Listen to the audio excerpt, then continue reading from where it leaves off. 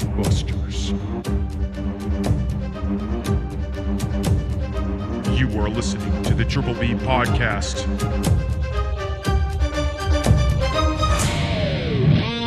Let's fucking go. Welcome back to Triple B Podcast, Bourbon, Belts, and Blockbusters. Like that. I'm good old TJ. I am Ryan.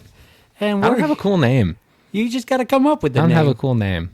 This is the show where we talk on some bourbon or cocktails. We talk about them wrestling, and we talk about them blockbusters. Hell yeah.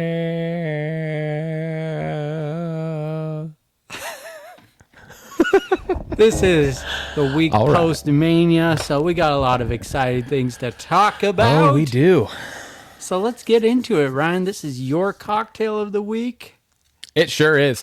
Actually, it was my wife's cocktail of the week. That's right. My non-drinking wife, which is kind of ironic.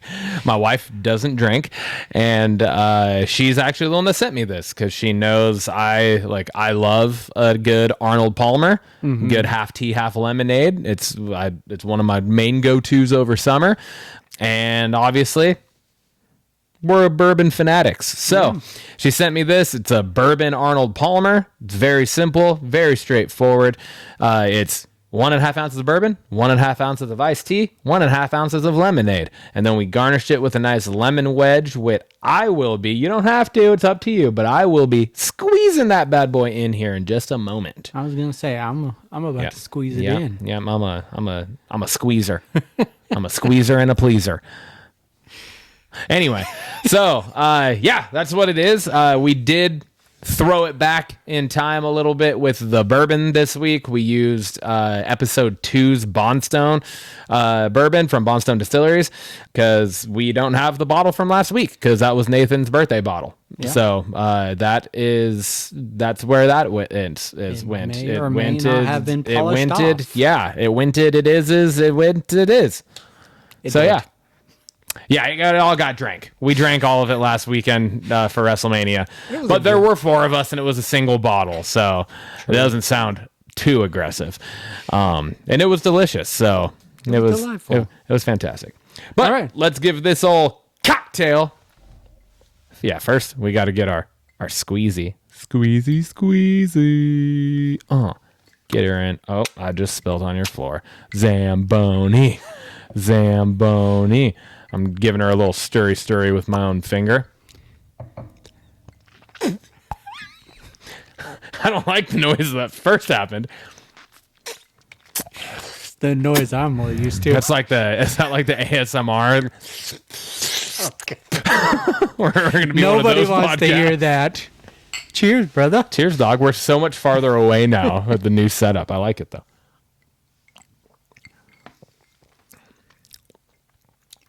It's refreshing. It is very refreshing. It's a nice day out. It is a nice day. This is one where you can just drink on the porch and barbecue. Yeah, it is. Man. Ooh. I'm gonna give it an 8.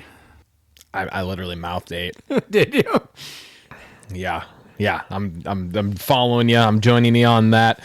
Great minds think alike, and that's an 8. It's a very, very good cocktail. Yeah, it doesn't blow my socks off by any means, like a few of the ones that we've had do. But it is definitely a good cocktail. One that I could foresee myself drinking in the future. Yeah. For anyone. Yeah. Who likes a tinge of bourbon, this really doesn't poke through the lemonade and the tea, so this is the perfect cocktail for anyone that doesn't want an overpowering drink. For sure. They all blended really well together and complement each other to the point where it's just super smooth. And lemon squeeze was a nice touch lemon squeeze, at the end for too. sure. Moving on to our socials, we got our Instagram, X, YouTube, and TikTok at Trip B Pod, so you can find us there. Spotify, Apple, Amazon Podcast, Triple B Podcast, Burn Belts and Blockbusters, just the title of our podcast. And our Gmail is the Triple B Pod 619 at gmail.com. Hit us up. Let us know anything you want us to cover, any movies, anything like that you're interested in. If you want to hear us answer specific questions, send us belts or bourbon or Blockbusters questions of the week, all sorts of stuff like that. Bourbons you might want us to try out, anything like that. We want to hear from you. Hit us up there. We also got Block Buzzing next week if you want to recommend a Block Buzzing we do have Block Buzzing next week. So a newer movie that either is coming out or it came out that has generated a lot of buzz. We would love to hear recommendations. That brings us over to our Bourbon Talk. We're going to do Fact Check, and it's my edition this week. And we got some things to talk about. Not a lot. That's surprising. Yeah. That's shocking with 4 of us. Well, there was 2 things I omitted from even putting on here. There was a name pronunciation that you said I was going to have to fact check. I didn't look it up. So. Oh, okay. Fair enough. And then there was one where Nathan was talking about Caleb's sister, actress. In American Graffiti and something else, and he didn't know the title, and I didn't look up what that show or movie was. Fair enough. So let's get right into it. That's lazy journalism. It's a clickbait question. Anywho's, what do we got, Tim? Pedro Pascal. Nathan brought up that early in his career he was in TV shows, and I just wanted to look that up, and he was right. His early career was mainly TV shows. Up until 2015 is when he really started doing movies, but a lot of TV shows sprinkled into that as well. So he was in fact right with that. We talked about luchador wrestling, and since that talking point, and me and Nathan were like, oh, it's kind of getting phased, or it wasn't phased out, but it was just, we were talking about how Phoenix and Penta came in and just kind of overshadowed. But just since we talked about that, AAA wrestling has been purchased, and I'm going to guess that there's going to be more of a presence of luchador wrestling, and Ryan was right over there. Thank you. That's just wanted my flowers on that, because I said, I feel like it's just going to get propped up, and then it was like full on. No, I guess it was was it Sunday they announced that? No, it was that day. It was that day? Yep. It was when Nathan was here? Yep. Okay. Then it was just a couple hours later that was announced that they bought AAA. Yeah. So I was just like, all right, yep. Further cements my standing. Well, I give you your flowers, but I'm about to take them away. Fuck, what'd I do? Because we talked about the Andre the Giant Memorial Battle Royal winners, and you said Braun Strowman was the winner last year. It was actually Bronson Reed, and Strowman won it in 2022. Oh, my bad. So my bad. He was a winner, just not last few years ago. Okay.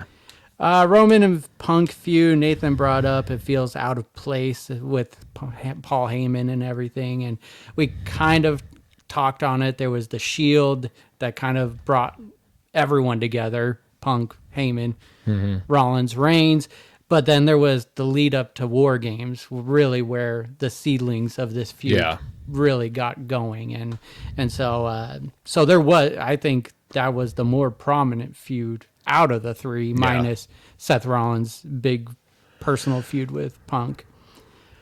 War Raiders, we were correct. Only 2 matches at WrestleMania. That was WrestleMania 39. It was part of a Fatal 4-Way tag match. And then WrestleMania 41, night 1.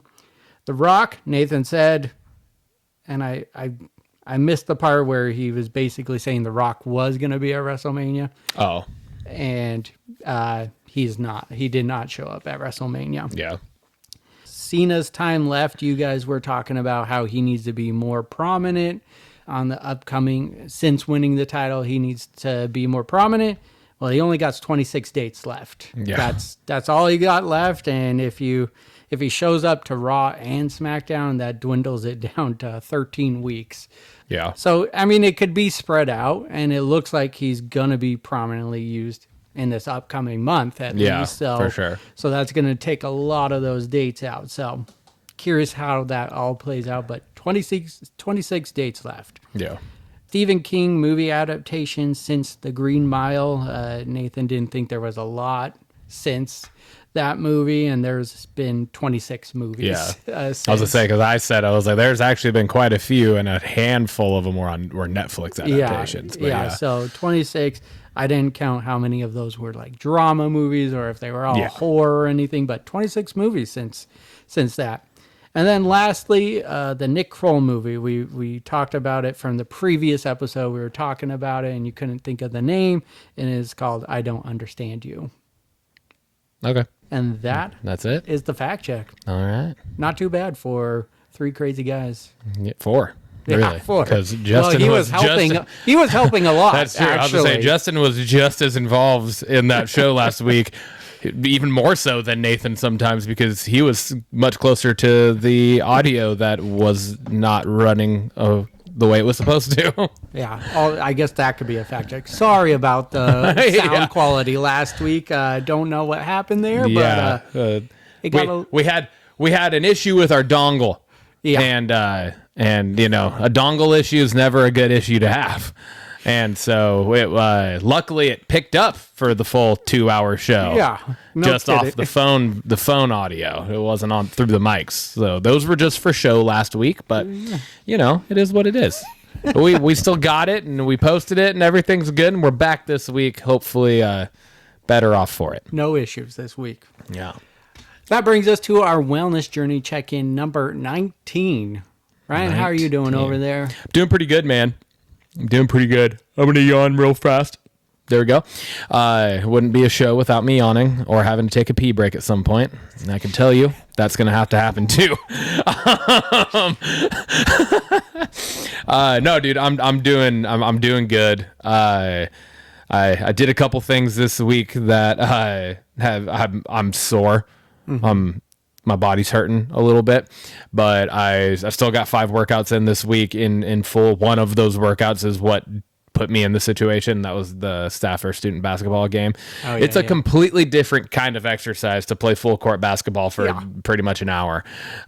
And so I'm sore and I'm feeling that, but I still ended up going on a run yesterday, and I went to the gym this morning. So doing good there. Other successes. I am currently, first off, I'm going to show off my Yeet shirt. It's dope. Shout out to ProSphere brand of these shirts. They're so comfortable and I love them, and they're nice fitting. And I'm wearing a large shirt. Hell yeah. For the first time in, I don't even fucking high school, probably. Dang. Was the last time I ever fit comfortably into a large shirt. So I'm wearing a large shirt again, which was cool. I took a little bit of a risk in ordering them because that's not like an easy necessarily exchange policy or process. The crutch, man. You took out the crutch. Yeah. And so, man, I ordered both this one and the Triple H one that I showed you that I ordered. Got them both in larges, and they both fit nice. And yeah, dude. So I feel good about that. That's cool. Didn't really have a whole lot of challenges, surprisingly. I mean, there are a couple of things eating-wise that I probably could have done better, but all around, I still did pretty damn good. And weighed in this morning, 212.7. Fuck yeah. So I don't remember, honestly, what I was. It was like 215 or something, that's I think, at the last one. Down, I know. I usually do. I just... I didn't bring my little book thing with me, but yes, I don't remember what it was on the last check-in, but it was like high 214 or low 215, but still that's like 2-ish at least pounds. Hell yeah, man. Down again. I'm 2.7 pounds away from our 210 goal, which is dope. Feels good. And yeah, man, still been running and keeping up with that and just feeling good, dude. Yeah. Feeling good. What about you? I have a lot of success. A lot of success to talk about. It's Fuck just, yeah, I love that. I was on vacation this week, but I didn't let that stop me from working out. I got my 4 workouts in this week. I got 4 in last week as well. So just staying consistent in that. Been running a lot more. I got in so far this month 15 miles so far. So yeah. It's definitely been helping with the weight loss. I think and then it's just been a different approach to the workout, just something different. So For sure. that part's been really nice. Challenges wise, I would just say just the food choices, and that's been ongoing, lifelong too, right? But also just really proud of the losses that I've gotten through still enjoying the good foods. Yeah. We had WrestleMania last weekend. Yeah. So like we had snacks and, it wasn't terrible, but also wasn't the healthiest of options either all around. We kind of had a little bit of both sides of it there. And I didn't have beer or soda during WrestleMania, and that's always like a staple. Same, Was pretty proud of that. But going over to my weight loss. This is my largest weight loss since starting. Let's fucking go. Starting this. So I lost 6.2 pounds. Fuck yeah. In the last 2 weeks. Down 27.5. I'm down to 235.4. So I finally broke the 40s. I'm the lightest I've been. You not only broke the 40s, dog, you're halfway to breaking the 30s now. Yep. That's fucking awesome. Let's go. I'm the lightest I've been since October 2020. I was 238 at that point. So I'm feeling it now. I'm just hell yeah, dude. I did a workout at the gym. I was running on the treadmill and I forgot my earbuds, and I still did a 2-mile run on it. And I was just like I'm in the 230s as motivation to get through that workout. That's fucking awesome. Really excited right now. That's fucking dope, dude. That's so cool. You said that's how much from when we started in August? 27.5. 20, and that's fucking awesome because I am 28.7 since August. So we're like right at the same fucking amount that we've both lost since. Just on the same wavelengths here, man. And then I added an extra note. This is just personally for myself, because this is outside of us doing our thing starting since when we started in August. Yeah. But because I was 256.6 in December of 2023. So I've lost 43.9 pounds since December of 2023. Insane, man. I mean, that's like, 16 months if I'm doing my maths right there. Yeah. So, dude, that's fucking dope. One more thing on this before we move on, just because you just mentioned beer, and that just made me think. So obviously, I've been like tracking calories and stuff like that. Yeah. And that's been a helpful tool for me, just with portion control and stuff, and just making sure I'm just like not overeating, not even at certain meals, but just throughout the day in general. Mm-hmm. And because that can be really easy to do, and I haven't really drank beer. It's too. I haven't really drank beer that much since we started doing this in August. Like, I mean, I went fucking like 5 months or 6 months or something without even having a beer. Mm-hmm. Right. I was just doing the cocktail or the bourbon on the weekends with you. And I still, for the most part, do that. But the only times I've had beers when we've gone to, like, we went to SmackDown. Yeah, SmackDown. And I had a couple beers there. Yeah. Things like that. That's really all I've had them with. Daddy daughter dance, we went to Forelli's with my buddies and our kids, and like we each had one beer while we were there, that type of thing. But I also am like, I do enjoy a good beer. Mm-hmm. And so I found, well, not found, like they're like super popular now, but the Athletic brand, have you seen that? The Athletic brand. So they're non-alcoholic, they're NA beers. Mm-hmm. Which for me, I'm like, oh, honestly, that's perfect because I don't need the alcohol. Yeah. Like I don't drink to get drunk. anymore. You know, like that was college. Yeah. Right. Like now I'm just like, oh, I just enjoy the taste of a good beer. And they have one, it's their golden. It's only 45 calories for the can of beer, which is already good because that's half or more than half less, or sorry, more than less than half. Fuck, that's hard to say. Than most, like a Coors Light's like 102 calories or something like that. Gotcha. Right. Nice. So it's like, you think if you are to have beer or to sit there and drink beer and you have 5 or 6 Coors Lights, more than likely you're probably not really feeling it at that point anyways, right? Unless you like slam them, right? You're not probably really feeling it that much. So you're not getting drunk anyway. And you just consumed like 600 to 700 calories in just beer, which is just empty fucking calories, right? And I was like, oh shit. And the golden one is like a golden lager, right? So it actually has good flavor. But they also have a light beer. Oh, okay. And I love bloody beers. I love mixing Bloody Mary mix with light beer. I've always done that. I've done it with Coors Light, Michelob. I've done it with so many light beers. And I found their light beer, and their light beer is only 25 calories per beer. Seriously? Yeah. And I was like, oh, no shit. So I was like, that mixed with the fucking Bloody Mary mix, which is like 2 ounces of Bloody Mary mix, maybe. I haven't fully measured out like what I'm putting in it. I'm just kind of guessing, but it's like in total, it's like 38 calories per. Damn. And I was just like, fuck yeah. So that was cool. And Lindsay can drink that too. Oh, that's awesome. Yeah. Yeah. And so both of them are non-alcoholic? Yeah, the whole brand's NA. Yeah. But I mean, dude, they have like 2 or 3 different IPAs. They have like a Mexican style lager, you know, kind of like a Corona or Dos Equis. I'm assuming. I haven't tried it yet. Yeah. And I don't really drink IPAs anymore. I just don't really care for them. So I haven't tried those either. I've only tried the light and the golden, but they do have another one that I did buy. It's 90 calories per, so it's a little bit higher, but that's still less than most of your normal beers. Yeah. And it's a lemon radler. Oh, okay.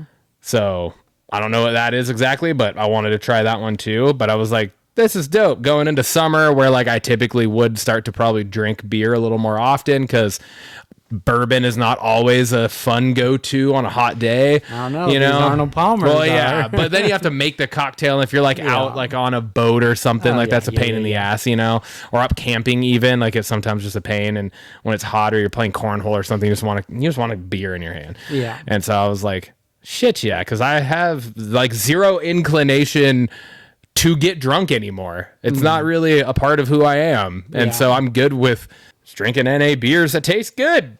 Have it for the flavor, have it for the experience of just having something in your hand while you're playing a game or whatever. And hell yeah, man. Fuck yeah, dude. So that was just throwing that out because you talked about that, and I was like, that's a much better option.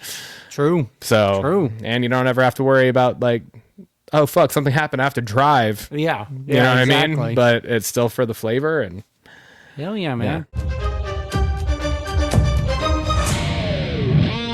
Well, that brings us to belts. Hell yeah. That was crisp. Ryan, what do you want to talk about? Handsfuls of things. Very first thing is I have like 2.5 from each show. Because one covered both shows, and you probably have it too. Yeah, I got a couple of things that are just blended. Yeah. But the very first thing, and it's a quick one, I just wanted to point it out. EO Sky oversells fucking everything. Like oversells. I don't agree with that. She oversells so much. She just sells good. But Liv sells good. Like Liv fucking sells everything perfectly. Yeah. EO is a little over the top. Not all the time. I'll give her that. But in all of the situations we've seen over this last week now, counting WrestleMania, she oversells a lot of stuff, dude. Like, you got to go back and watch it and like really pay attention to it because she is just moving so dramatically. It's a little over the top. That was it. That's all I wanted to say. I'm not necessarily saying it's a terrible thing. I'm just saying, like, I would rather that than someone no sell. Yeah. Right. So, but still, I think it brings something to the match. I disagree, but I can go back and rewatch it, so I will. Speaking of Io, one of my talking points is that match, Stephanie Vacquier versus Io. Just total banger of a match. It was a fucking dope match. It was, for sure. Was so good. It's really exciting to see where the women's division is going.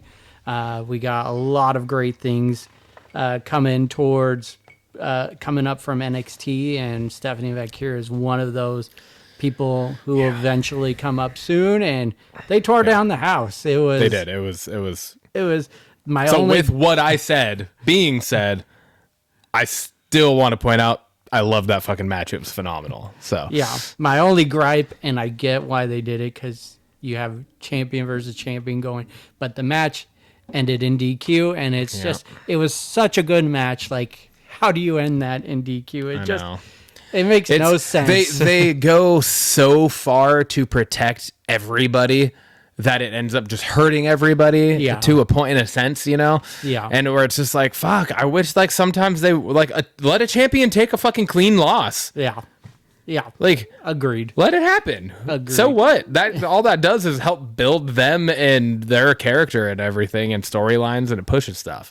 Yeah. But and I guess I didn't catch it, but Roxanne interfered because she had a title shot at NXT on Tuesday, and I just got angry because she didn't do anything to earn that title shot at NXT TakeOver. She walked out on her partner, so she didn't win her one match that she did have, and hasn't done anything to earn the title shot. So I was like, what are we doing here? But anyways, not to take away, the match was great, and I just wanted to make sure to talk about it. Yeah, for sure.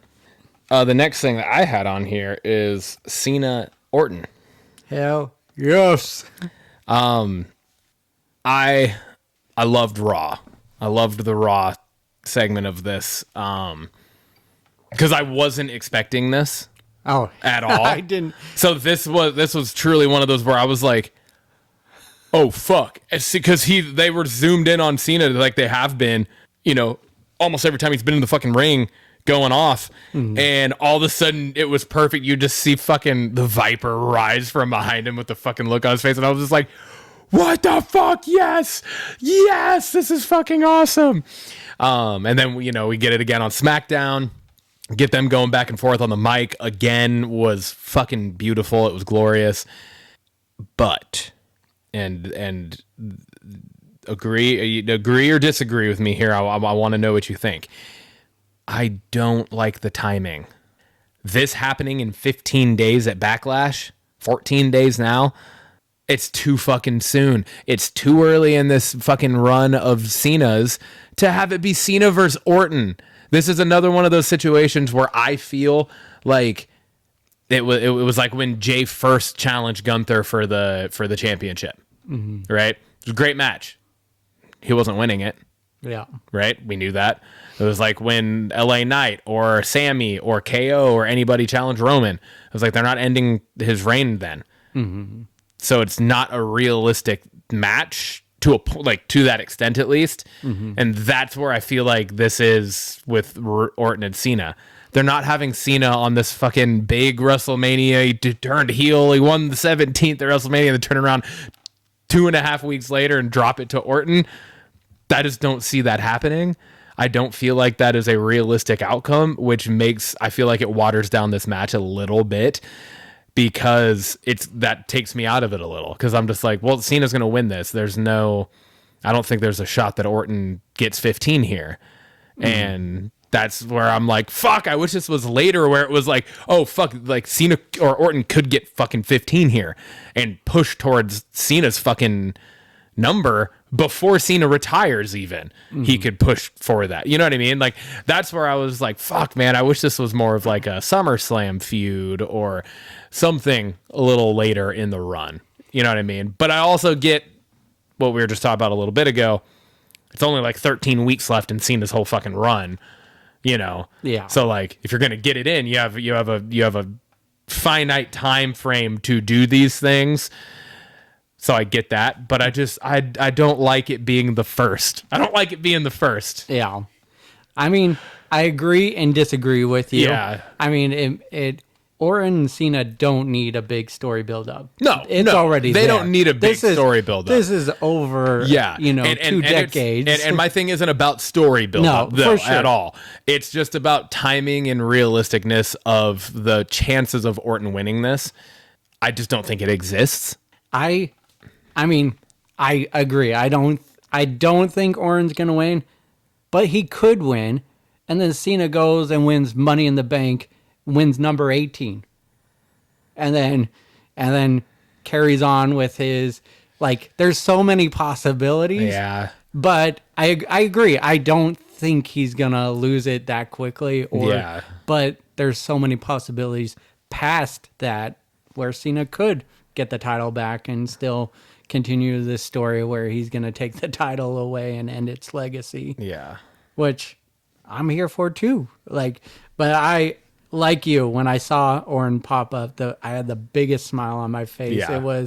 It was just like, it's happening. It's like, this was one of the 3 people I wanted to face Cena before he retires. And the way they filmed Raw, it was just epic. Oh my God. It was just so good. And hitting the RKO out of nowhere, and then he does it again on Friday. It's just, it's not going to be like technically the best match, but there's just so much history between the two. Yeah. It's going to be phenomenal. It's going to be great. And I feel like this fucking just verbal back and forth, this exchange that they both had back and forth was like the best verbal exchange Cena's had since he's come back. Mm-hmm. It felt way, I don't know what it was about it. It felt way more real than anything between him and Cody, for me at least. Yeah. And that probably stems back to the fact that this is fucking 23 years in the making or whatever the fuck since they both debuted. Yeah. Because was it the same year?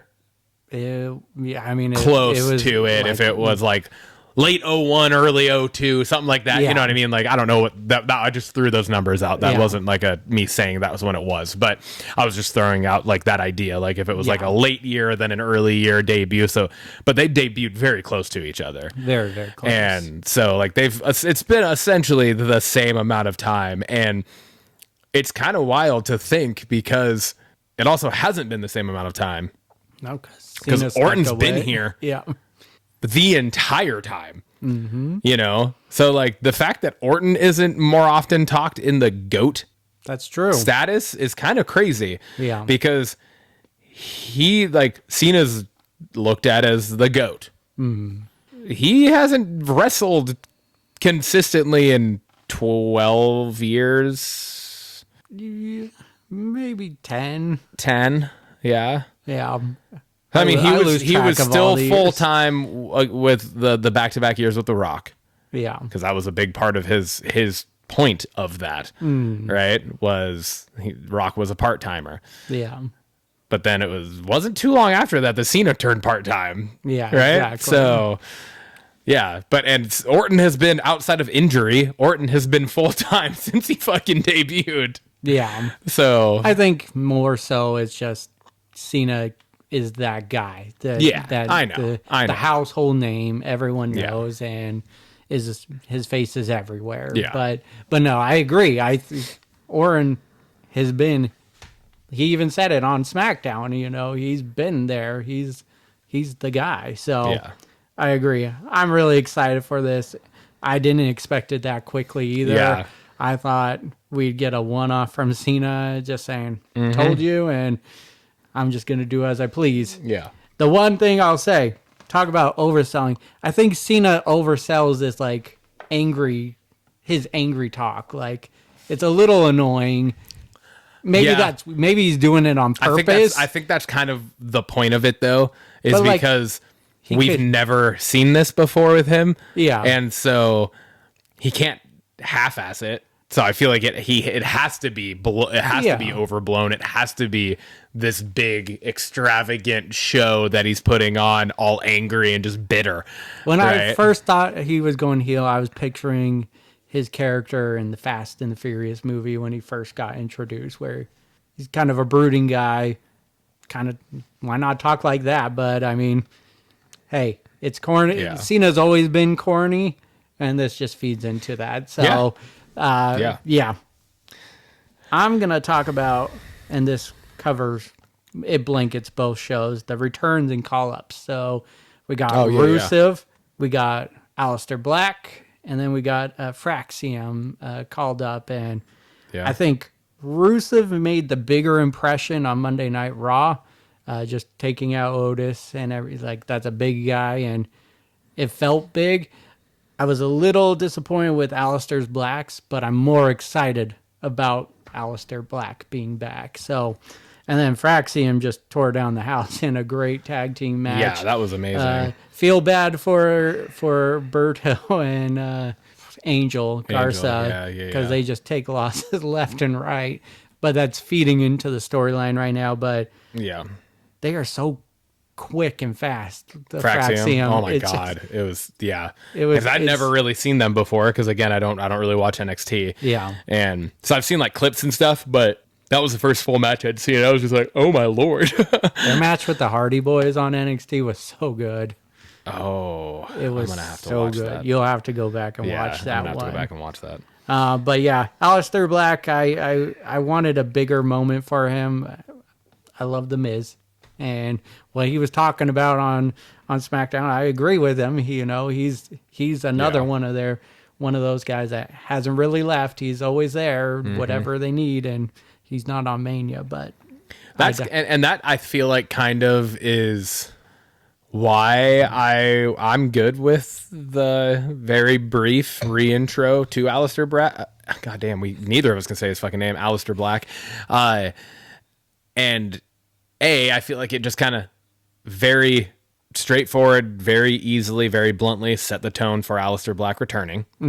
Right? It was because he's known as one of the fucking best strikers, right? So for The Miz to come at him and then him to just fucking hit the spinning kick, just boom, out of nowhere like that, and then just walk away. I was like, fuck. I felt like it was more of like message sent. Yeah.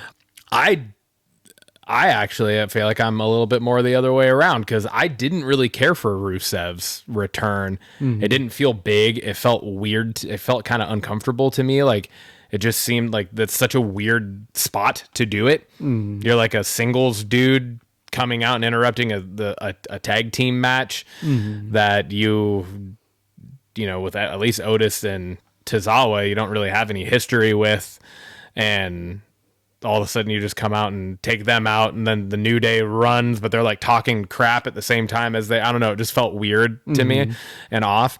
And that's why I was just kind of like, all right, that didn't do as much for me. But one that you didn't talk about was Becky Lynch's Monday Night Raw return.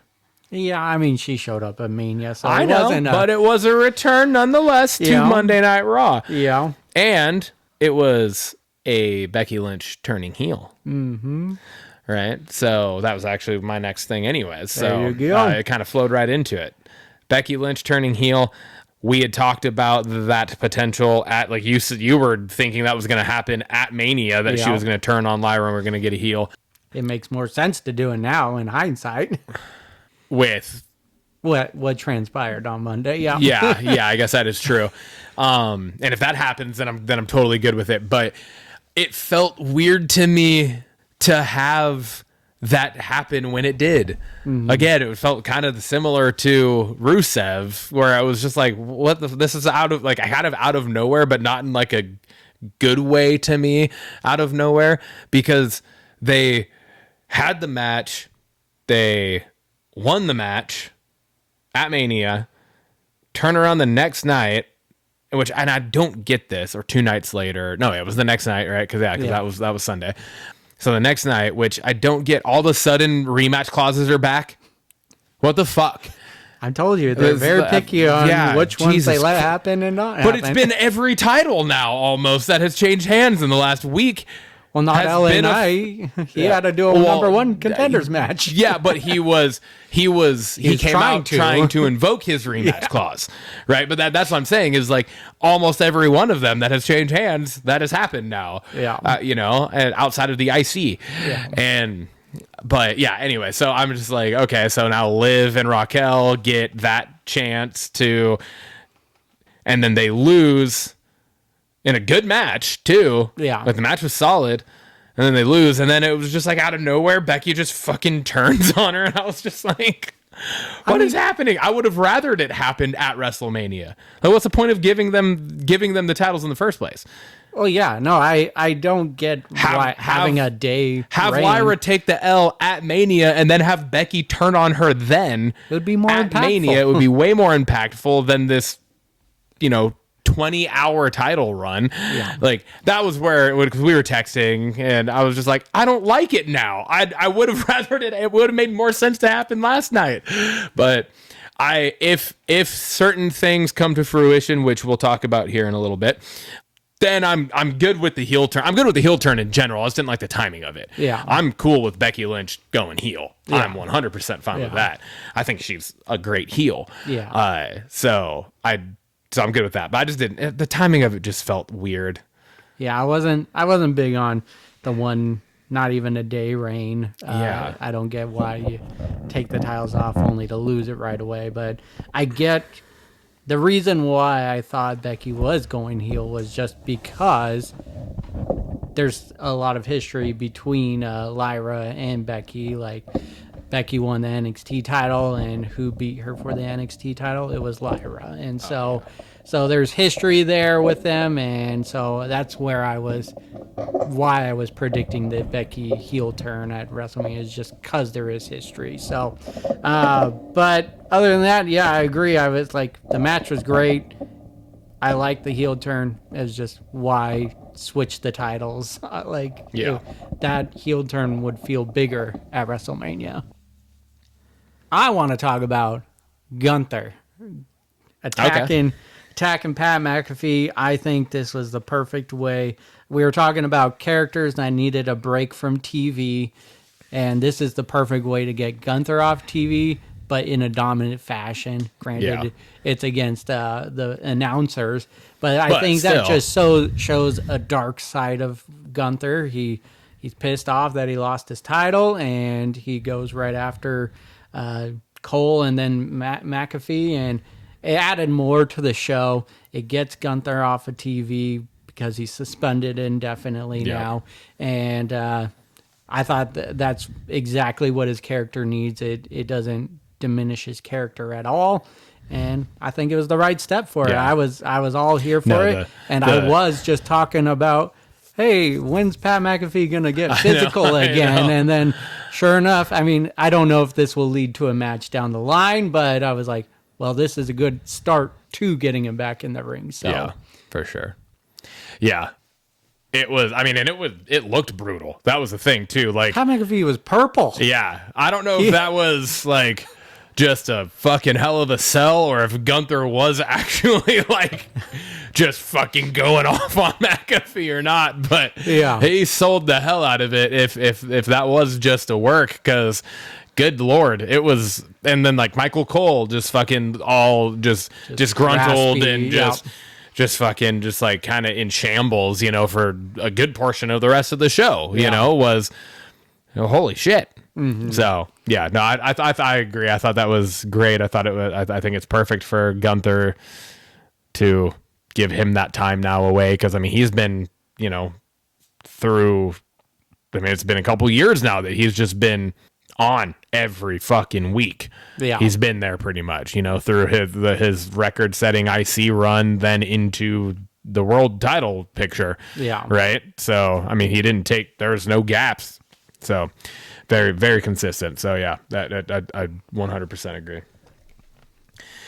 The TLC tag title match? I just wanted to... That was a fucking amazing match, right? I know. I keep seeing it, too. No, that match, it was fucking... It was great. I thought it was easily the best triple threat TLC tag title match that we've had since the Hardys, Edge, and Christian and the Dudleys.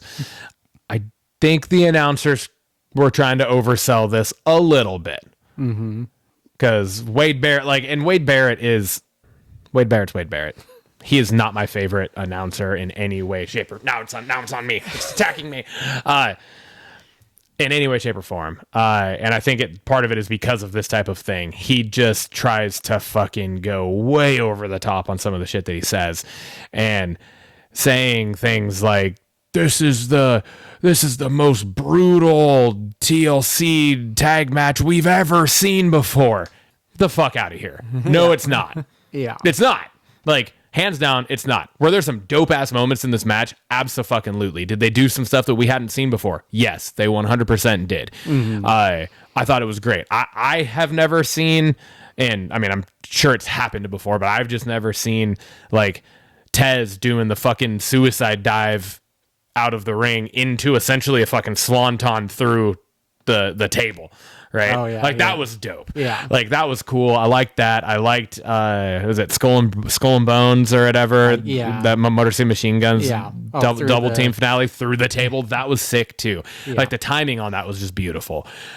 The spear off the hanging thing through the table. Yeah, haven't seen that done through a table, but they did not hit that very well. They did not hit that clean. Yeah, I think that move is just hard to time at all. And I agree. They shouldn't have tried to recreate it. I thought it was. They were not the right guys to do that in the first place. I thought it was cool homage to it. I thought it was cool homage to it also, but it's also like. And it doesn't take away from Edge's to no, Jeff it Hardy's doesn't, either, no, because you can't do anything to take away from that.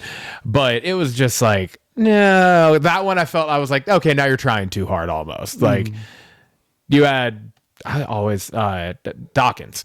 Yeah. You have him hit the spear, which is that even one of his moves? The spear? I think he does, yeah. Oh, okay. One of 75 fucking thousand other people that hit it. So like he hits the spear, but he doesn't even hit it that well. It was more like a fucking bear hug takedown almost. And then you had Ciampa definitely not take the spear off of it. There was a table underneath them. So what?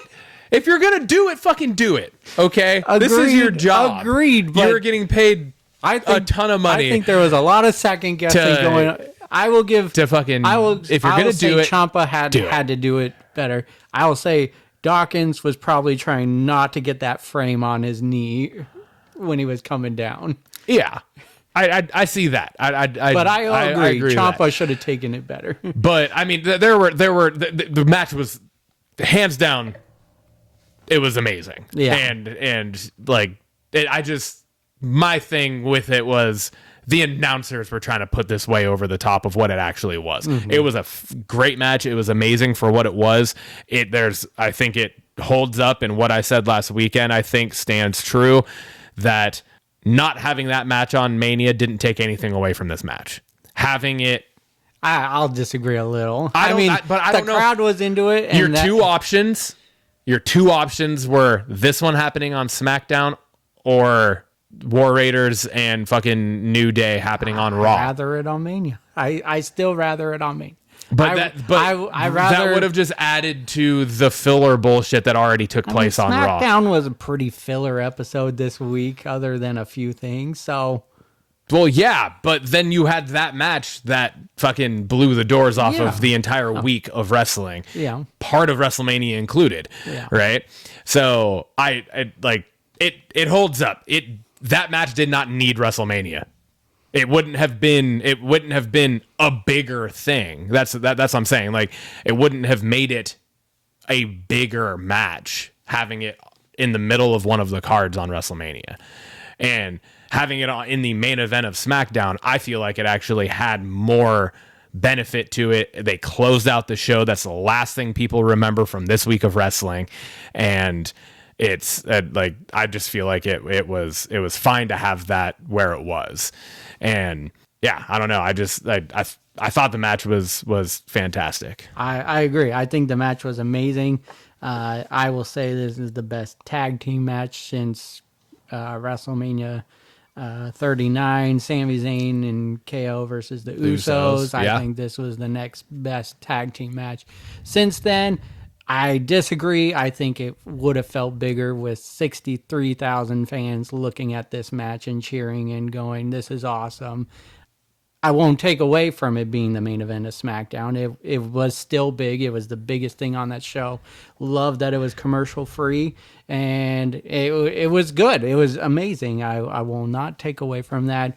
The announcers definitely, I agree, tried to oversell it. But the match was bonkers, and it's been a long time since we've seen just a train wreck in the ring like that. 5 years since we've had that match. Yeah. So it was fantastic. Loved it, and I really didn't care who won that match. Like I didn't know who was going to win. I was gonna be happy either way. I didn't like Tez, like the way he was like in the ladder and then quickly just got out of it. Like, I think he could have sold it a little more, but it was cool seeing him climb up the side of the ladder.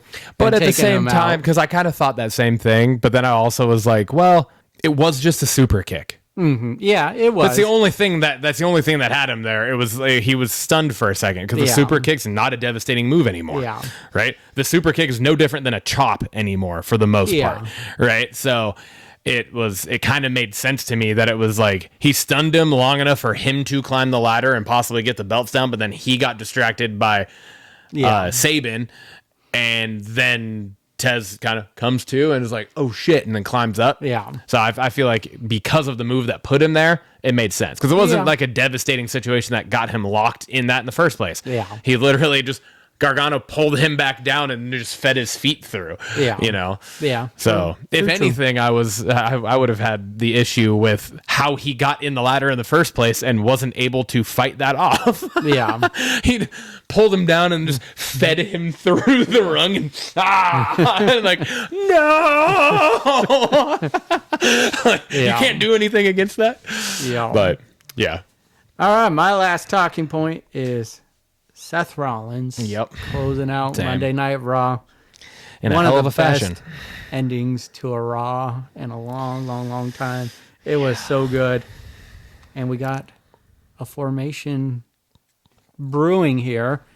Mr. Braun Breaker, who we were talking about looking for bigger things at post IC title. And I think he got that in the form of being in a group with Paul Heyman and Seth Rollins. Yeah.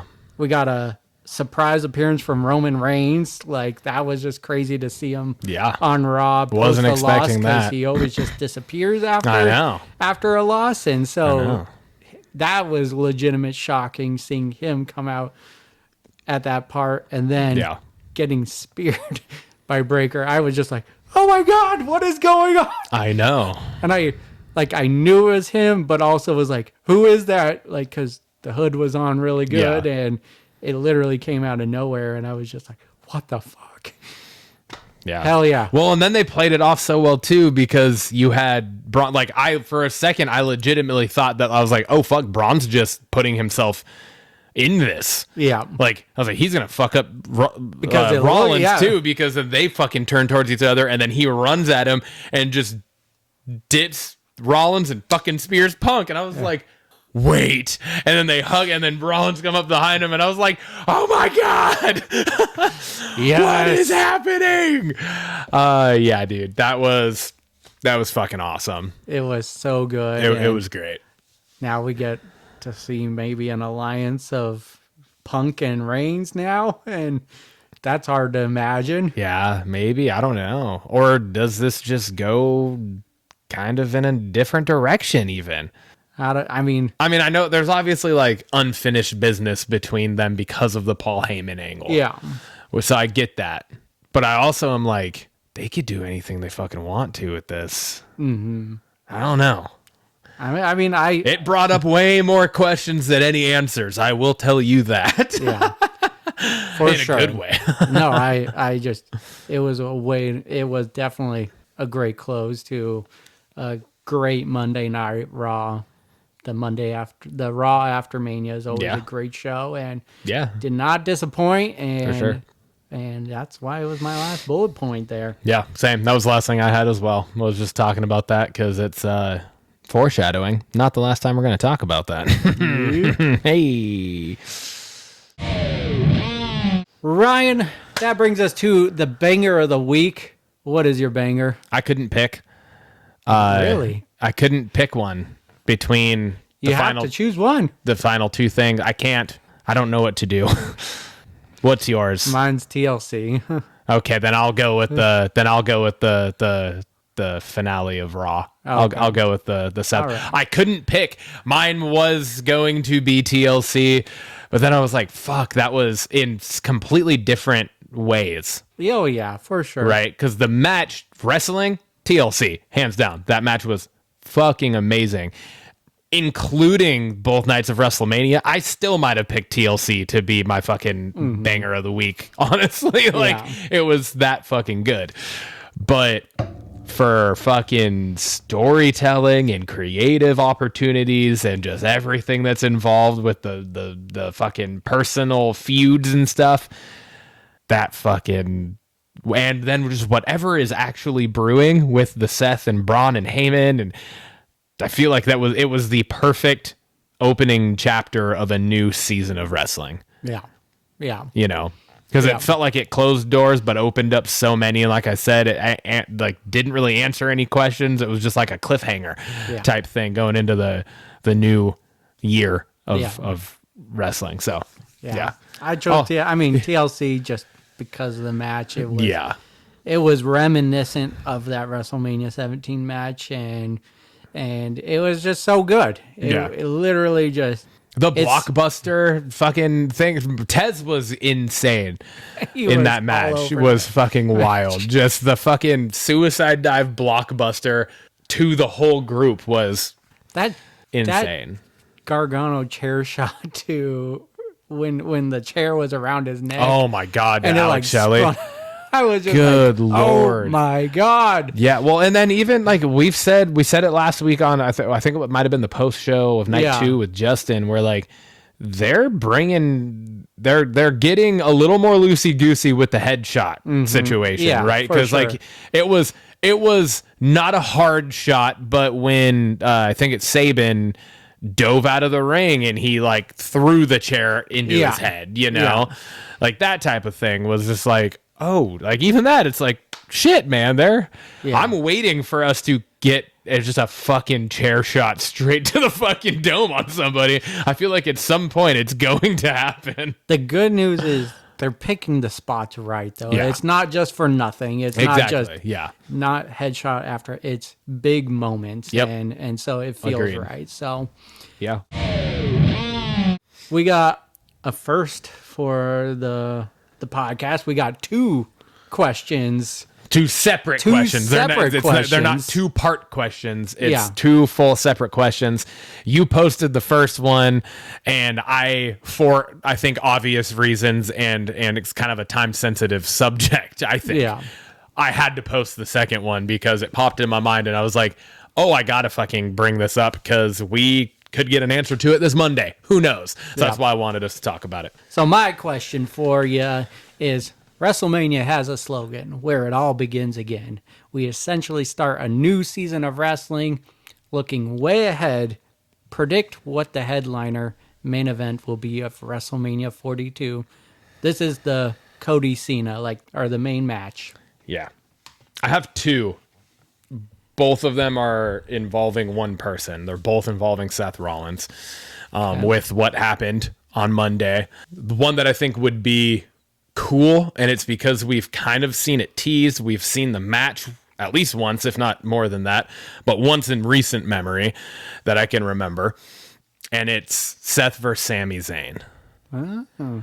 With, depending on how they run this new potential faction type thing that was teased at least on Monday, I would not be surprised if Seth has gold around his waist sometime in the near-ish future. Yeah. Potentially goes on a run. That's where I see Seth potentially headlining WrestleMania 42.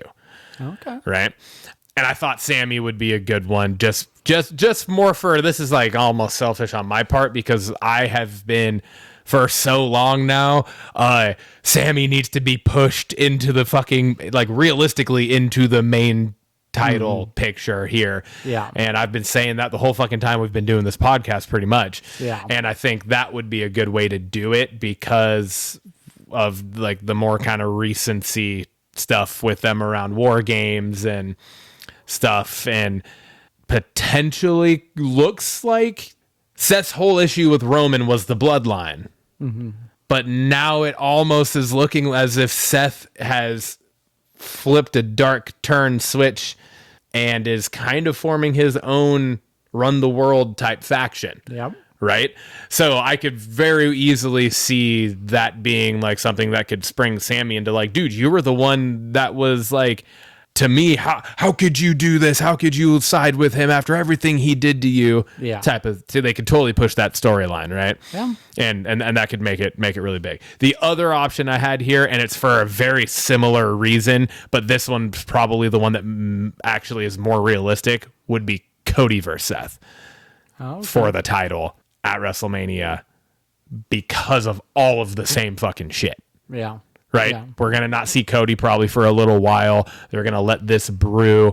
I don't know when they're going to do the fucking WWE draft or open the fucking whatever the fuck, the transfer portal, all that shit.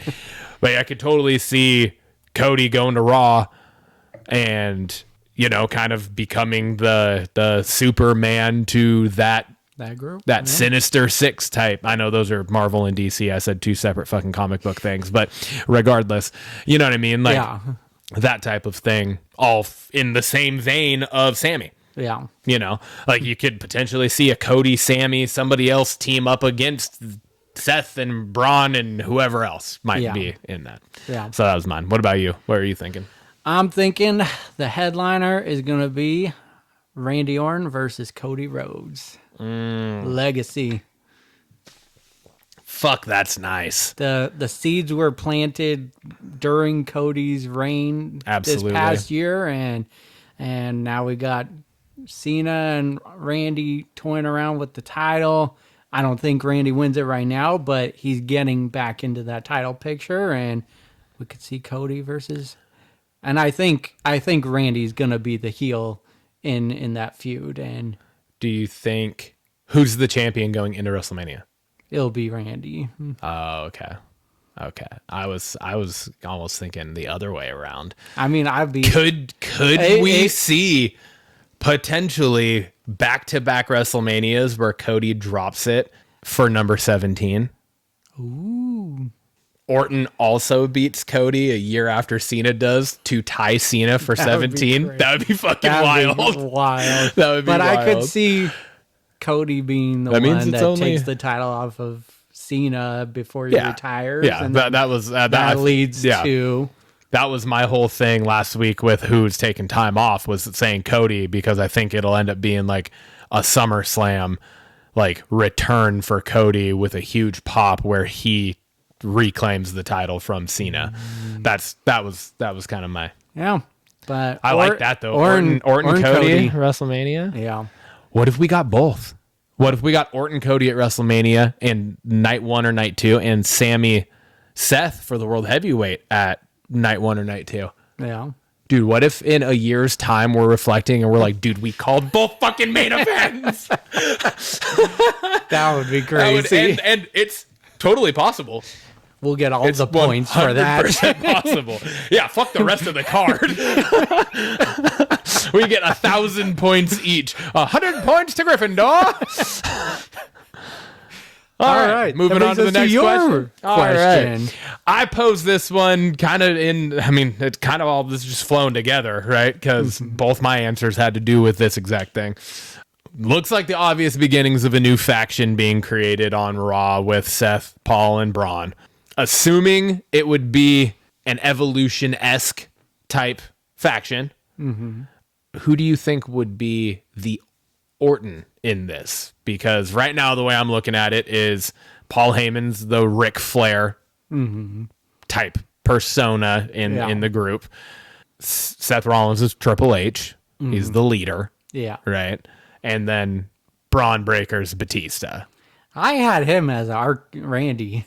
Oh, really? He's the younger. Randy was the youngest in the group. Well, yeah, but I guess it Depending on depends who on you who put. you think would be. Yeah. I'm just saying, Braun's the muscle. But he's the muscle. Braun's for sure. the muscle. Yeah. He's the enforcer. He's the one that is like, and they just proved that on Raw, Oh, yeah. right? So that's where I'm sticking with that there. Yeah. So who do you think would be the Randy Orton fill-in here? I really wanted to go with a woman wrestler on this, but then I didn't. I went with All Ego, Ethan Page. Oh, okay. Coming up from NXT. He fits that mold, I think, perfectly. And that would be a big, like, he's definitely just right between the mid-level and the main event scene. I would picture him on the roster, and so that would be just a perfect spot for him. Is Mr. Ethan Page. I agree. I think that would be awesome. I'm pulling a you this week, or I have like multiple answers for everything we're doing.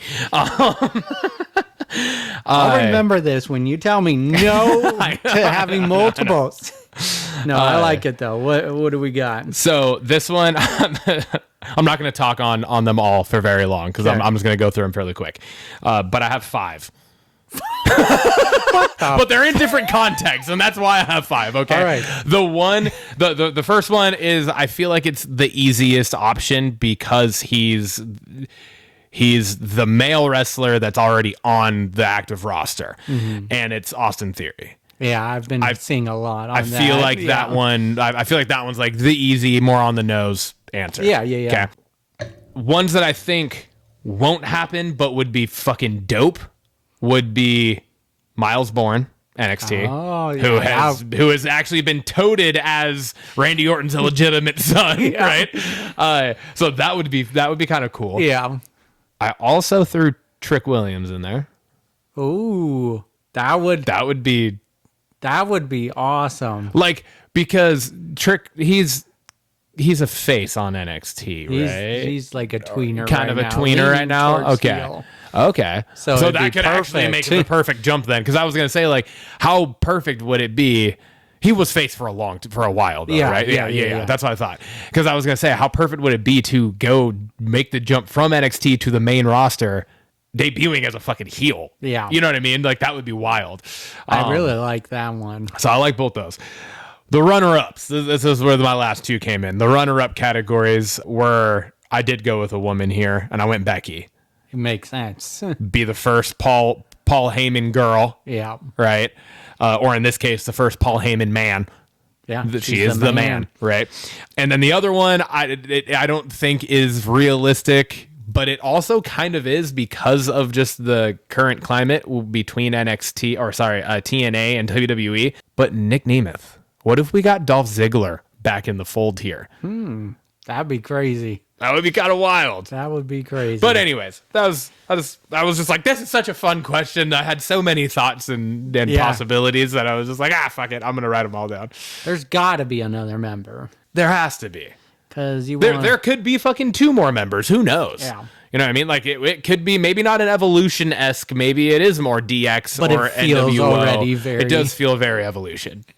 But I'm here for it. I love it. I am here too. Yeah. I think it'd be fantastic. Yeah, great question.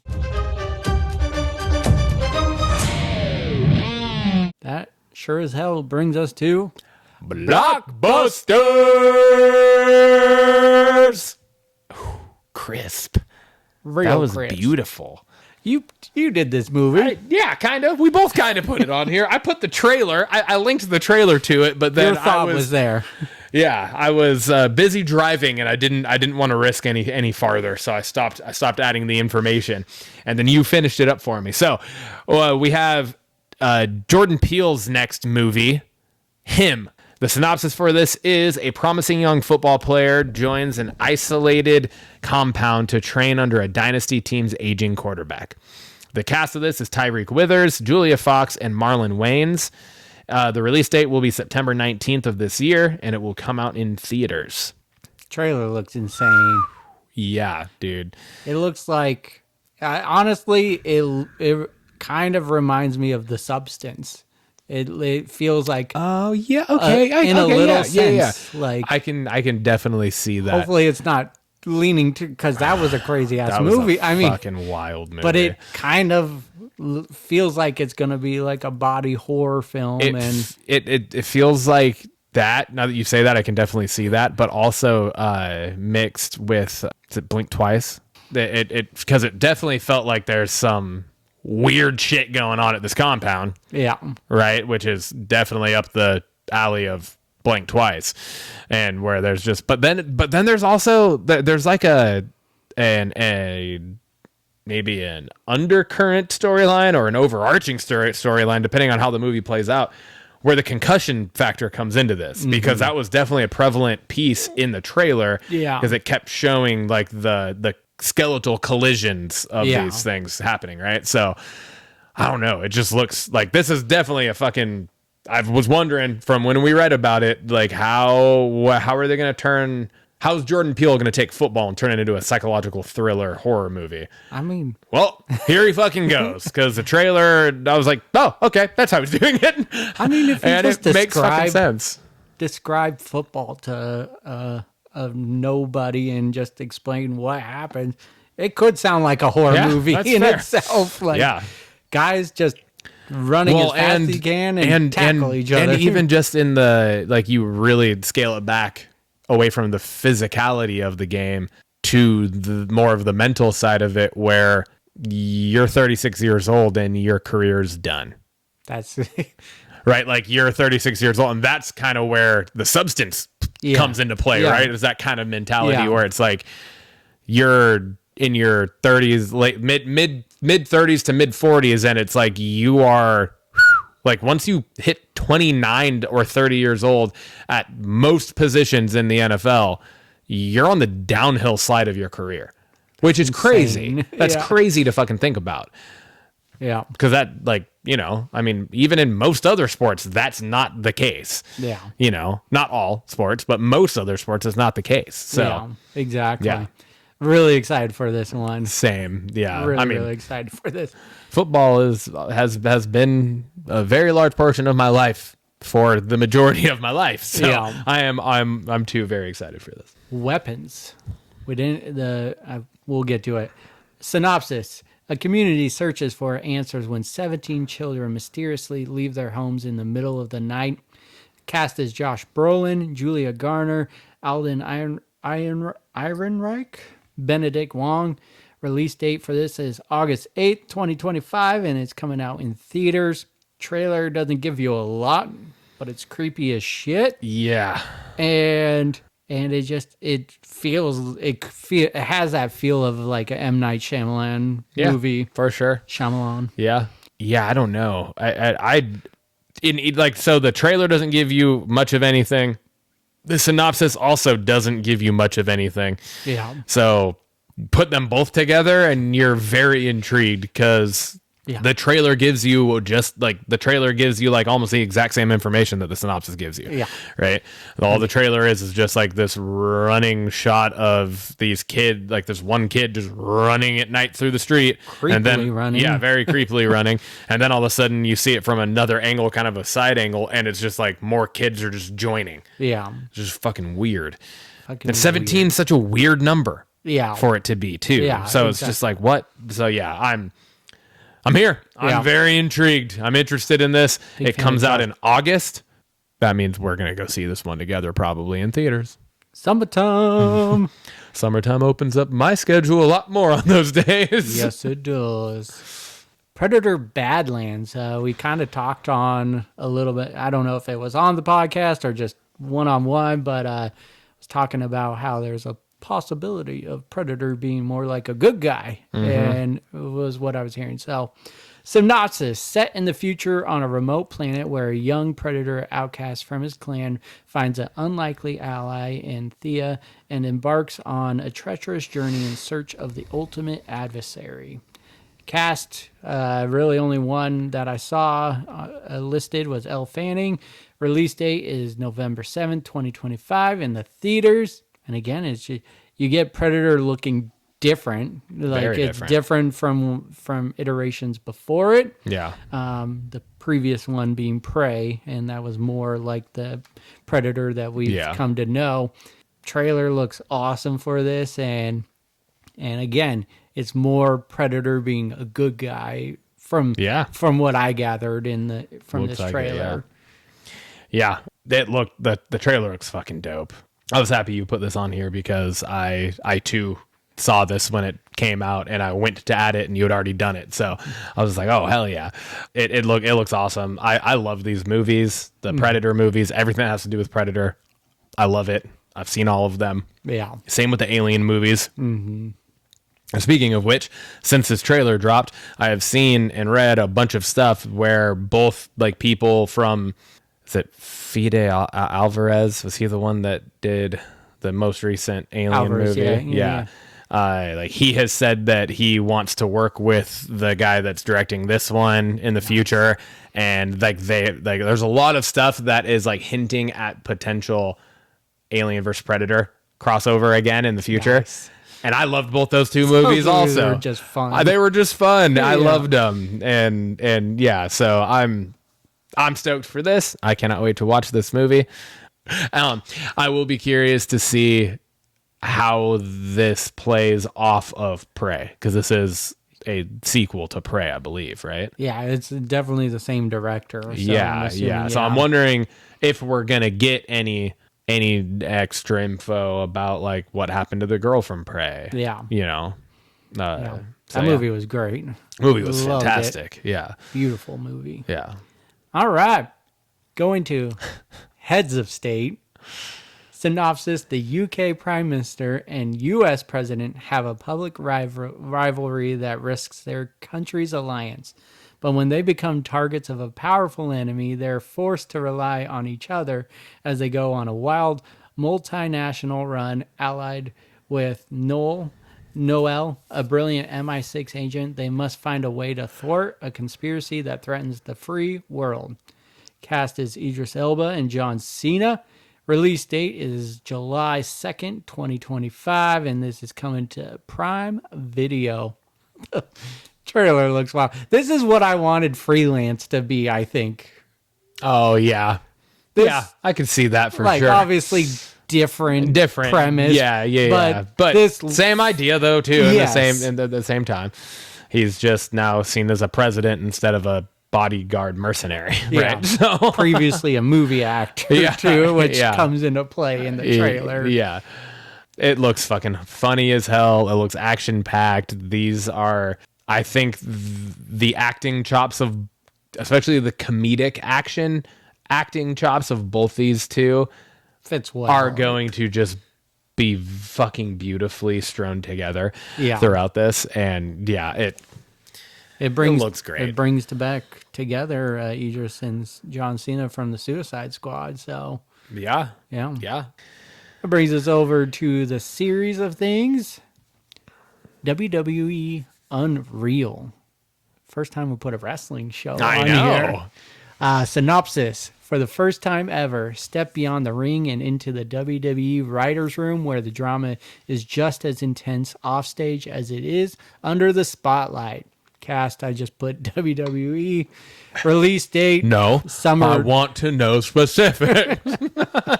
Everybody. Release date is summer of 2025. No specific release date that I saw, but it's going to be on Netflix. Now, I kind of pose this as, I put it on here, not necessarily because I want to see it, because I do want to see it, but also like, do I want to peel that curtain back because of like it's going really behind the scenes, and luckily it's for stuff that's already happened. We're not getting spoilers on that. Yeah, we're not getting spoilers for anything, but it's just like, do we want to take that step? Like, obviously, I think the kayfabe is gone. Yeah, kayfabe's gone. It's been gone for a long time now. But also, like, there's so many other shows and documentaries and stuff that have already pulled that curtain back so much. Yeah. That I kind of like the idea that WWE is just like, fuck it, they're just leaning into it now. Yeah. You know what I mean? Because we are so far past kayfabe that it doesn't exist anymore. It literally is not real. And So why the fuck not? Yeah. Fucking let us see how that sausage is made. Yeah.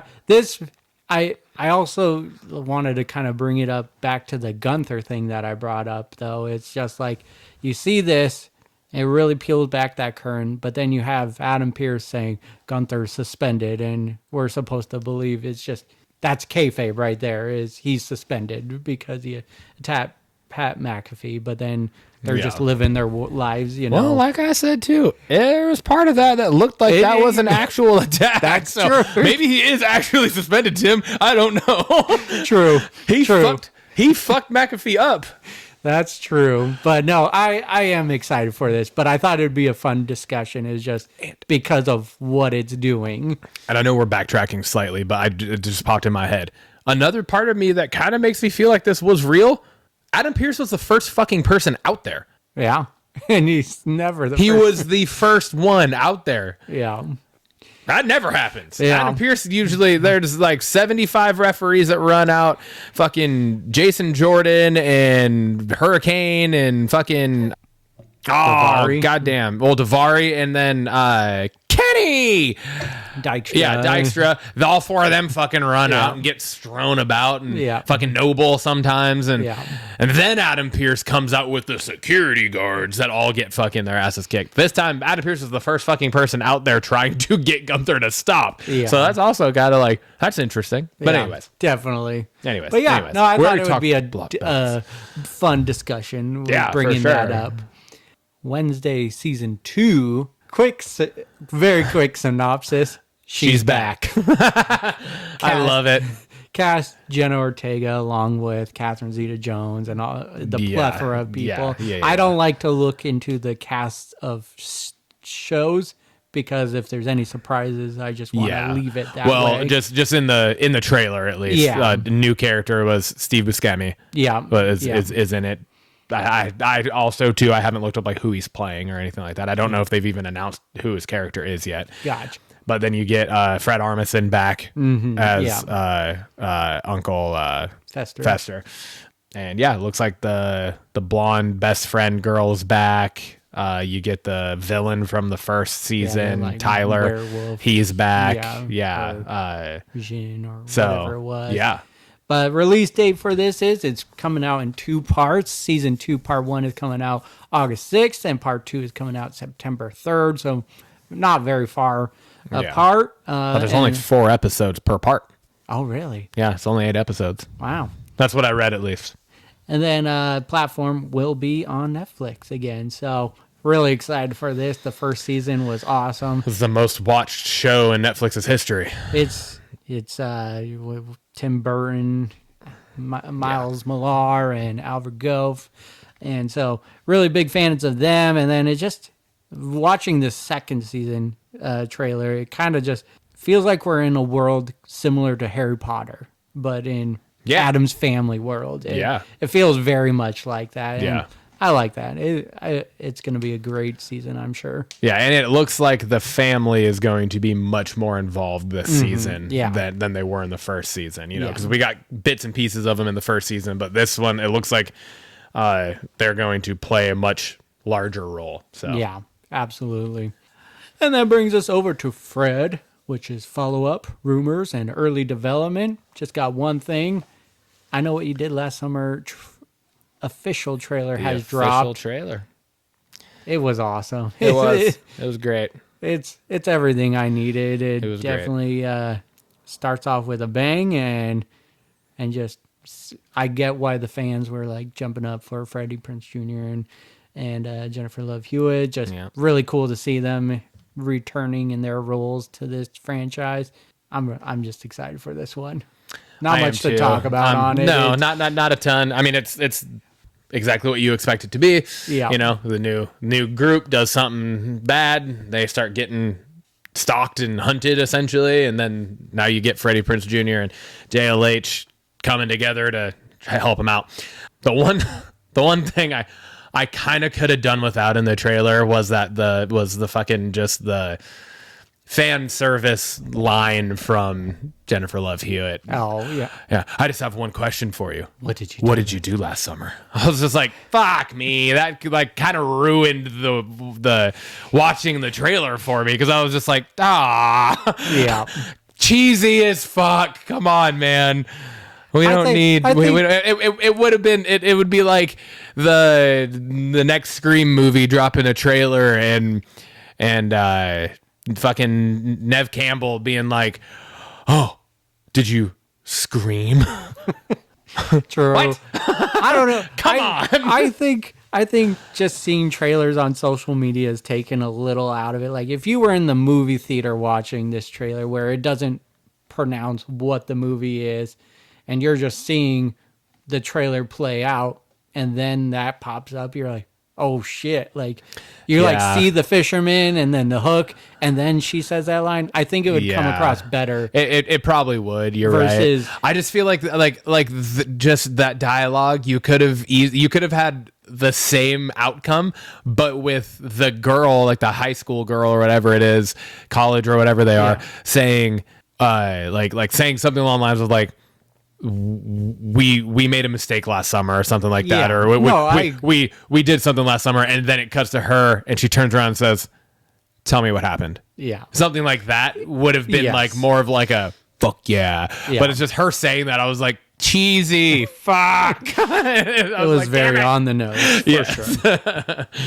Agreed. But I'm fucking stoked for this regardless. I love this. I love those movies. So. Well, the first two. That brings us to our special segment of the week, which is our April binge cap. We're to the end of April here, and this is where we go over what we had watched over the month. Ryan, take me through your April binge cap. A bunch of shows again. Okay. Only 4 movies, but they're all in the same franchise, and that's. I watched all 4 Toy Story movies over the month with Lainey. Yep. So it's been fun, man, having a kid like that. And now she's like getting to she's a year and a half tomorrow. She'll be a year and a half. And so it's just kind of fun to like watch the shit that I grew up watching with her. Like I put on Hey Arnold a couple weeks ago. She was just sitting there with me watching it. And I'm watching this. I'm like, God, this is terrible, but it's so awesome. You know what I mean? Like at the same time, just because the animation and shit back in the fucking 90s was not great. So, but anyway, so all 4 of those, that's movie wise, outside of what we watched for the show that we've already covered, obviously. That's all I watched outside of it, movie wise. The rest of it though, shows. Still working through Found season 3, I think it is that we're on. Okay. That's the Peacock, the NBC Peacock show with Mark Paul Gosselaar and Shanola Hampton, I think is her name. And the show's it's so good, man. It's really a good show. Me and Lindsay are hooked on it. And it's one that it's like every week because we're watching it weekly, right? Okay. Which sucks, but I also love it because it gives us something to look forward to. But it's like every week, and it's this reason, which is a good thing. Yeah. The episode ends, and we're like, "Fuck, we need more." Yeah, you know. So it's one of those things. So that show's great. I finished Daredevil, Born Again. It was phenomenal. Nice. I started watching The Last of Us season 2. There's only 2 episodes out. I finished the 2nd episode before I came down here today, and holy shit, wow! That's all I'll say. Some stuff I did not fucking see coming. Wow. The Studio on Apple with Seth Rogen, that show's fucking great. I think I'm fully caught up on it. I think it comes out like Tuesday, so I'm pretty sure I watched the newest episode. I think episode 5 this last week. It's amazing. It's funny. Like I've said before on the show, it's very well done to turn this premise into something intriguing, entertaining, and watchable. Mm-hmm. And so yeah, I'm stoked for that. And finally, I watched the first episode of You season 5. Nice. Yeah. So nice. I've started that. I haven't watched any more of it quite yet, but started working through it. Perfect. going through my movies, I watched Hard Eyes. We alluded to that on one of the earlier episodes. Great movie. Watched No Hard Feelings with Jennifer Lawrence. Comedy movie. Oh yeah. That's the one. That's the one where she gets hired. Yeah, right to be the girlfriend. That movie was fucking hilarious. It was hilarious. And then I watched Girl Interrupted. Haley had a assignment for school about some mental health, and this movie really covers on that. And it's the first time I watched it. It's been one I've wanted to watch. It has Winona Ryder. It has Angelina Jolie. Okay. Yeah. It's coming. It was a crazy movie, but really, really good. So those were the movies. Only 3 movies on top of what we already watched for this. I will say April, tough month to watch things because of how much wrestling there is this month. For sure. I watch AEW on top of everything and NXT, so I'm watching a shit ton of wrestling. A lot of wrestling, yeah. Shit ton of wrestling. Going over to my shows, started Your Friends and Neighbors on Apple with John Hamm. Super great show so far. Really liking it. It's a broker guy, like stock guy, gets fired and lives a very extravagant life, and then he starts robbing from his neighbors and stuff. So highly recommend that one. Cool. So far, really enjoying that. Finished off Modern Family season 3, and I'm like halfway through season 4 of Modern Family. I too started the studio, and I'm all caught up on those episodes. It's an anxiety ride, dude. Like every episode is just an anxiety ride. It's like the premise of the show just sounds like, at face value, just sounds like it would just be fucking boring. Yeah. You know what I mean? Yeah. Like it's just like a show about studio execs trying to make a movie. Yeah. You're just like, okay, but they do it in such a good way where you're like, you're like, what the fuck is going on? Yeah. And the way it blends real actors and then, and it's like a really cool playing themselves, but then you have other real actors playing fake people like Bryan Cranston. Yep. Yeah. Finally made it through season 7 of How I Met Your Mother. Started season 8, and then, I too have started You season 5. I'm 6 episodes in with Haley, and so we're coming around and ready to finish off the last 4 episodes because holy hell, what a season it already is. So dang, that was my binge cap. All right, pretty decent one for both of us. Yeah. I would say. And that brings us over to the Blockbusters question of the week. These fucking questions. I pose this one for you. What movie has the best opening scene? Well, following in suit for me so far this episode, I have 3 answers for you, Tim. Really? I should have said one on this. I'm going to make it one. This is such a fucking hard question, though. It really is. You always come up with like these, they're like very specifically vague questions. That creates discussion. It does. and no, they're great. But fuck off at the same time, because they're really hard to come up with an answer for. What's the movie that has the best opening scene? What the fuck, man? I mean, what scene? You could turn around to any shelf behind us and probably pick a movie and could argue it. You know what I mean? Like maybe, but there's got to be some that just I do have stick out. I do have a number 1. Okay, I do have a number 1. All right, all right. So I have 3, but I rank ordered them. Okay. So if that probably makes this better. Okay. I don't just have 3 that I couldn't pick from. I have 3 and I rank ordered them. I'm gonna start with my lowest. Okay. Do you have just one answer? Yeah. Okay. So I'll let you go, and then I'll go. The lowest one, number 3. I said XXX. Okay. Yeah. The opening scene to that movie was so fucking dope. Yeah. It was like the introduction of extreme sports to like mainstream media, kind of, you know what I mean? Yeah. And it was just, I don't know. It was that movie's just so fucking iconic. I love that. And it's amazing. And so the opening scene of that was fantastic. My number 2, which you're gonna love my answer here, Scream. I love it. Iconic opening Very scene. Iconic. If for no other reason the fact that you have at that point one of like the fucking leading ladies in Hollywood in Drew Barrymore getting just fucking brutally murdered in the first 3 minutes of this movie. Yeah. Right. And then just for what it did for the franchise, for the genre, for the rest of the movie specifically, of just setting up the tone and everything of it. Yeah. It was fucking phenomenal. Yeah. And my final one, my number one, and I don't know that any will ever beat this for me, was The Dark Knight. Gotcha. The introduction to the Joker, it's my favorite movie of all around favorite movie of all time. I think I would say Patch Adams is always like the one I kind of go to, but for other reasons, The Dark Knight is always right there with it for me.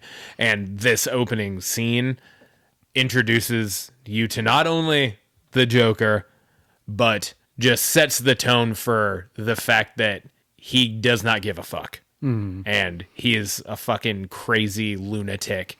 And he had this elaborate plan to have everybody killed throughout this whole thing so that he didn't have to he didn't have to kill everybody, but he had everybody rob this bank for him to turn out that he is one of the fucking dudes in it doing it too. Yeah. Right? Like, just the whole thing is just fucking wild and just a fucking crazy beginning to a movie, and what a ride.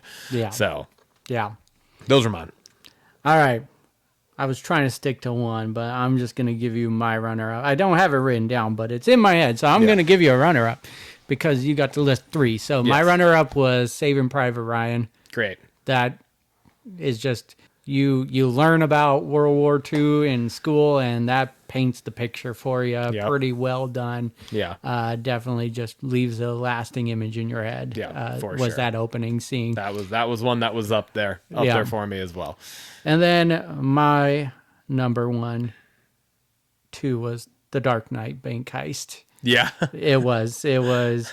How do you follow up Batman Begins, which is a banger of a movie? Yeah. And that closing scene holding up the Joker card, and then lo and behold, Joker's in the first scene, and like you said, just really paints the picture of what his character is. Yeah. And then just the whole, Heath Ledger behind the movie and everything. It made it such an epic opening scene to the movie. So I agree with you. Yeah.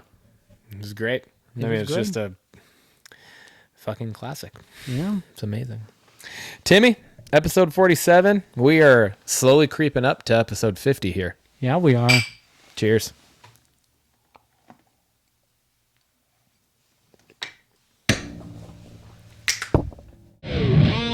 Let's fucking